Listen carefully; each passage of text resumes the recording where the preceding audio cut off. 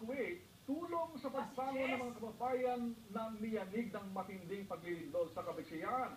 Yan po ang liwanag na hatid ng Light Bender, samahan ng Pinoy photographer sa Kuwait, sa kanilang sunrise photo shoot. Kita si Jess, ah! Diyan. Palitang pinalis ni Katrina Pereira.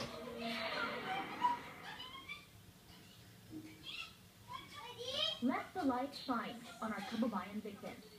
Ito ang gustong mangyari ng grupong Light Benders sa kanilang sunrise shoot for a cause na inorganisa para sa mga biktima ng lindol sa Kabisayaan. Sinundan ng photo shoot ng lecture sa post-processing. It's a fundraising, like we call it like a workshop, so to help our Filipino friends, may mga biktima ng lindol sa Philippines.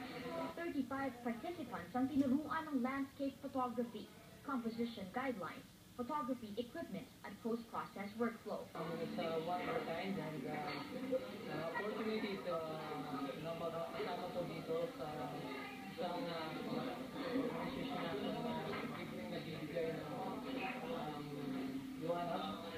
Pinili ang tatlong natatanging litrato at first place ang kuha ni Jason Maniala, second place si Leo Gel Lagaras, at third place si Diomil de la Peña.